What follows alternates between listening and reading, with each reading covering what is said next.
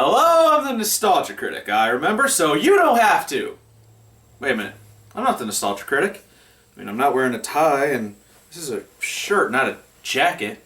Well, welcome to Atop the Fourth Wall, where bad comics burn. Wait. That's not right either. I'm not like Kara. Well, at least I'm not that retro replay guy. That guy's an asshole, and he hates Ardy Lightfoot.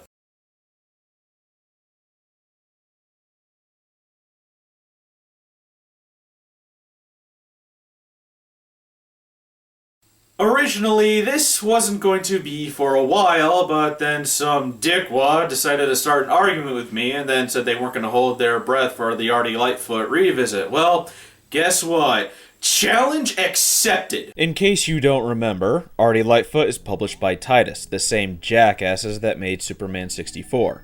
Now begrudgingly, I'll admit that I wasn't fair to this game, and that's why I'm revisiting it. Although I did read through my original review just to make sure if any of my points still stand. So we're going to play a little game.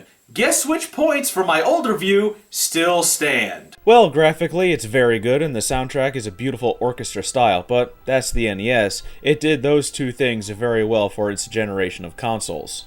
The story is almost non-existent. From what I can gather, the rainbow has been shattered into 7 crystals before the game takes place, and Ardy is on a mission to find them after finding a tablet that tells the legend. And it just so happens that the bad guys are after these gems as well. Ardy wants to make his never-explained dreams come true, and the bad guys want to rule the world. Assumingly. 7 colored gems that make something magical happen? Yeah, that doesn't sound like the Chaos Emeralds. And here's the thing. This game has cutscenes, and there's no dialogue at all. The only dialogue is when the old man reads the tablet, and that's it. I have no idea what's going on. Nothing is explained in-game. Why did they kidnap this girl? How do they know that she's Ardy's friend?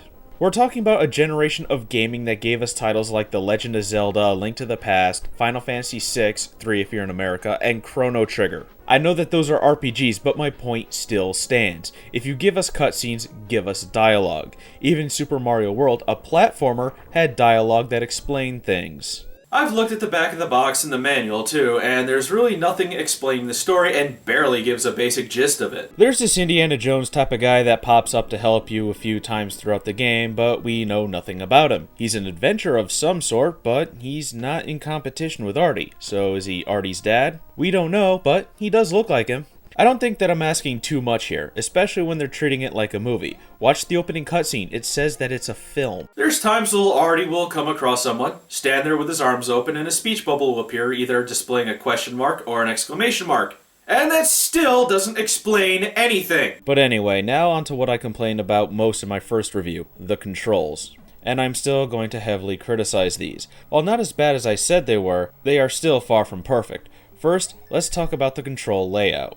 B jumps, Y and A throw that little blue ball called peck to attack or to pick up and put down objects. Your other attack is a tail bounce, and the way this works is kinda weird, and I didn't really notice this until after I did all the recording for this game. If you're in the air, press and hold B. Ardy's tail will curl under him, and you'll kill an enemy if you land on them. And if you release B at the right moment, you'll propel yourself into the air. Why can't landing on top of an enemy be enough? Why do I have to press the jump button again? Landing on top of an enemy is good enough for Mario, but what, it's not good enough for Ardy Lightfoot? That's like Captain Novelin, where you have to hold down after jumping to attack. Now, the way you use Ardy's tail bounce doesn't sound weird, but here's the thing. If you jump, but don't let go of the jump button the whole time while standing still, he'll do the tail bounce. But if you're moving and jump and don't let go of the jump button the entire time, he won't do it. So if you want to use the tail bounce, your best bet is just to press B again while in the air, as that will work 100% of the time. More than likely, you'll never come across this little programming flub. I just happened to notice it because I was just screwing around. If you're going to give me a tail attack, assign it to a different button. This is the Super Nintendo. There are 6 buttons to choose from. Because they had the A button do the same as the Y button, they essentially only used 2 out of the 6 buttons. Here's how it should be. B jumps, Y throws peck, which is a long-range attack, A spins you around doing a tail whip, which would be a close-range attack, or if you're in the air, it'll use the tail bounce, and finally, X picks up and puts down objects. And let's have jumping on enemies kill them without needing to press an extra button so it's on par with the standard of platform games too while we're at it. See what I did? I fixed their bad control layout and it only took me a few seconds. Obviously, they did not put that much effort into this very important and crucial part of the game. The control layout that they went with for Ardy Lightfoot is unacceptable for the Super Nintendo. Don't believe me? Take a look at this chart. All these games came out on the same system, and they all have controls a lot more advanced than Ardy Lightfoot. Look at those and compare them to Ardy Lightfoot.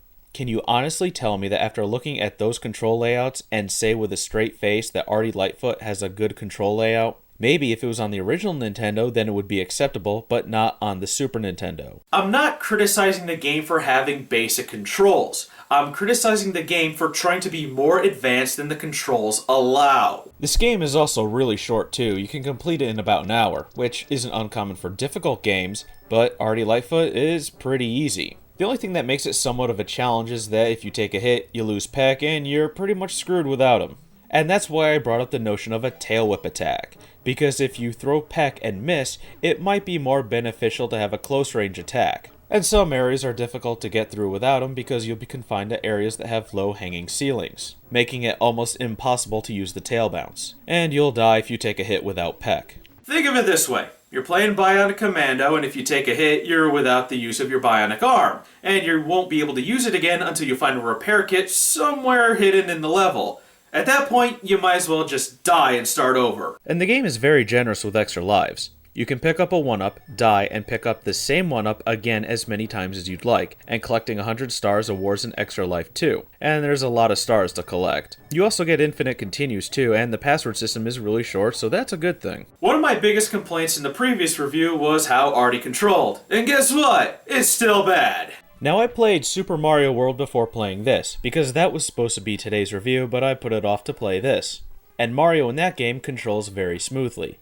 Why do I mention that? Because Ardy feels slow and rather stiff in comparison. The momentum is slightly off. If you change direction in mid-air, you'll just go in that direction. You won't slow down then change direction like you normally would. So you're gonna have to wobble left and right to make your jumps.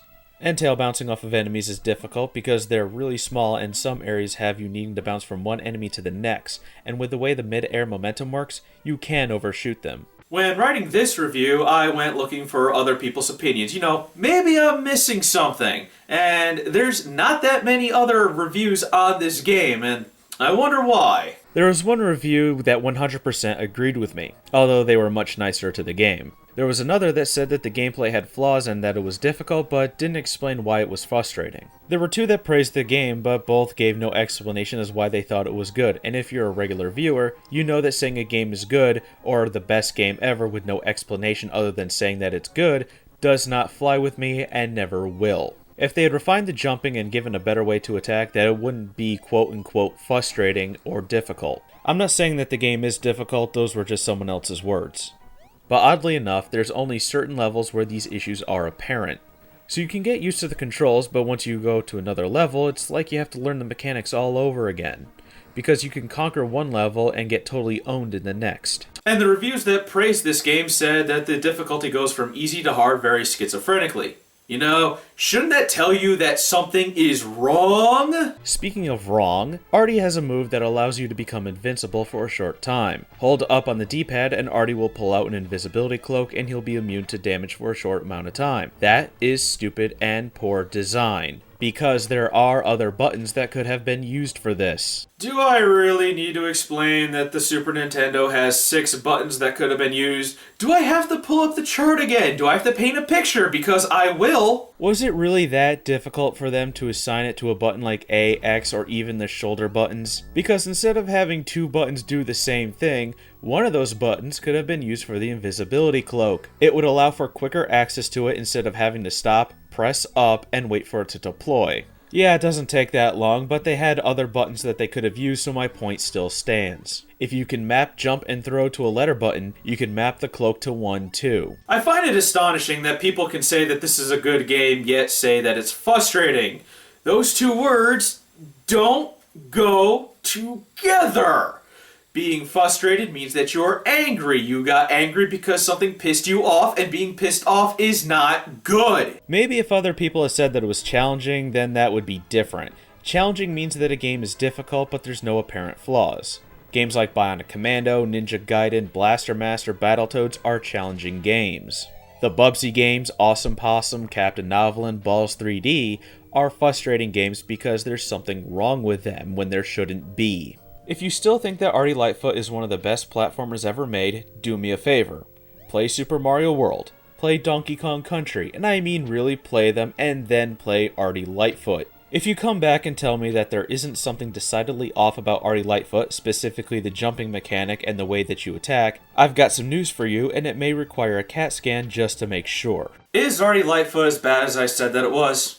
No, it's not, but I don't feel that it's that good either. And that there's people out there that'll say, like, oh, this is the best platform game ever made. Well, allow me to respectfully disagree. Sonic the Hedgehog 3 and Knuckles is one of the best platform games ever made. Super Mario World is one of the best platform games ever made. Ardy Lightfoot is not.